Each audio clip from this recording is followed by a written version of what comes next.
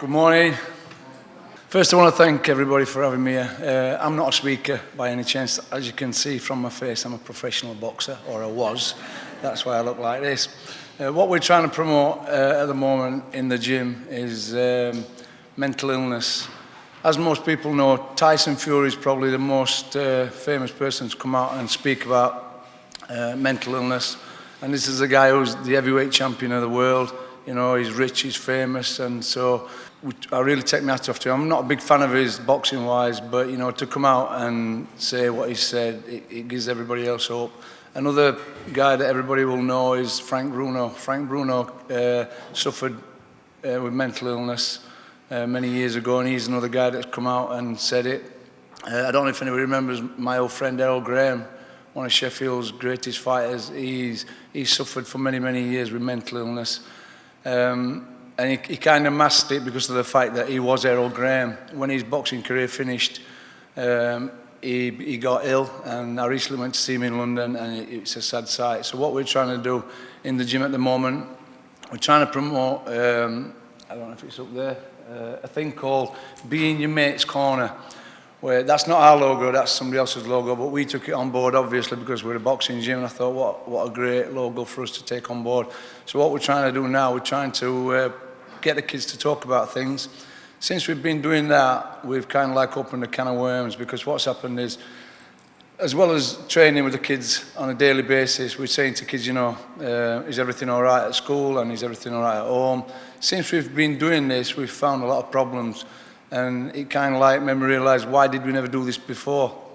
You know, one or two kids are going through a bad time at the gym, and the best thing you can do is just sit down and talk to them and say, look, there is help out there. You know, speak to people.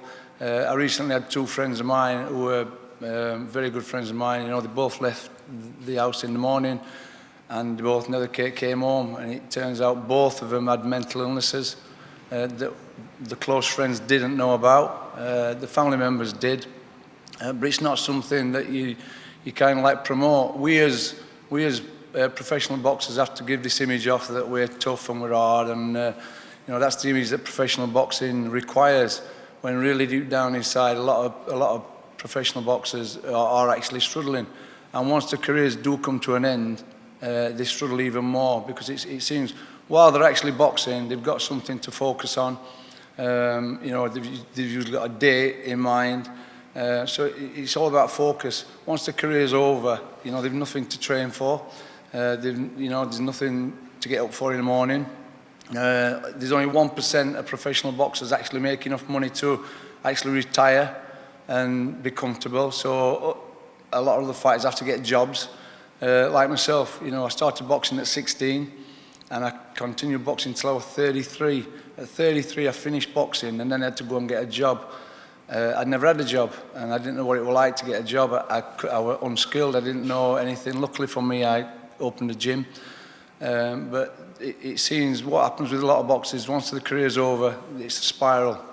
You know, and, you know, I can name hundreds of boxers probably that, you know, they start drinking, taking drugs. It seems that what a lot of them are doing is trying to replace something. But what we're trying to do in the gym is, you know, speak to the kids, tell the kids it's all right to talk about your problems. It's all right, you know. We're trying to find some other outlet where kids can actually go and speak to people. We have kids in our gym from 5-year-old, well, from 5-year-old to adults. And like I say, some of them are not in very good places, and you wouldn't know it. We only see them for an hour a day in the gym. So rather than coming in now and saying to the kids, right, put your bandages on and shadow box and skip, we take them to one side and we'll say to them, have you got any problems? And like I said, since we've done that, I think we need an extra hour just to deal with all the problems. Some of them are not what we'd say important, but obviously to the kids they are important. So what we're trying to do is just push this, be in your mate's corner. And hopefully, you know, I don't know where we're going to end up, but does that mean that's enough? Usually to me that means something else. So we're all right.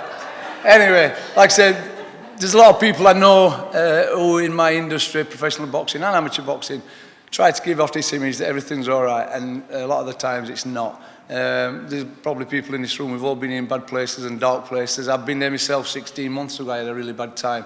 And if it weren't for the fact that I had people around me to talk to, I'd dread to think where I might have been. You know, I used to wake up in the morning and all I wanted to do is take my brain out and put it on the side and just give myself a rest.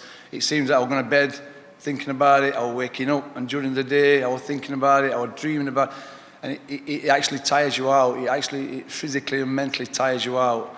And like I said, if I didn't have the big circle of friends and the gym, we have a lot of people come to the gym and, you know, talking. I don't know where I'd have been. So that was 16 months ago, and I kind of like feel like I've come through it. I hope. You have days when you think, oh, I'm having one of them days. You know, we were only talking about it yesterday. Some days you'll get up, and I feel brilliant, and a couple of guys I'm speaking to, they feel brilliant. You get up the next day and nothing's changed, but you don't feel the same. And that's something to do with what's going on in your head. I don't understand what goes on in your head. I wish I were a bit more intelligent to understand, you know, a bit more about psychological problems and that, but I don't. But I just know that, you know, you have to get up in the morning, you have to have a focus, you have to have something to do. One or two of my friends, like I say, now their career's finished, they've got nothing to do, and I'm trying to keep them involved. But it's not an easy thing. Once you've another friend I've got. By the way, not all my friends are.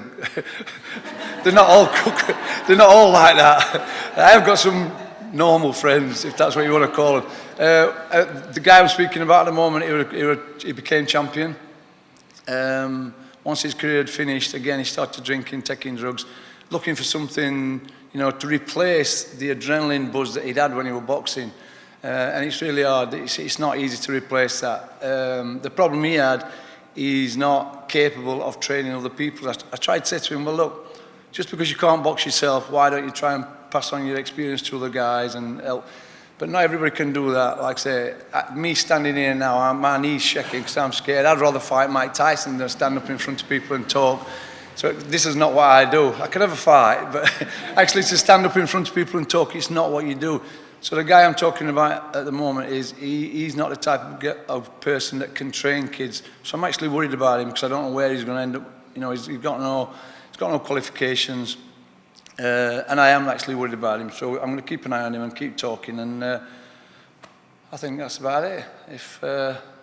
Yeah, right. Get off.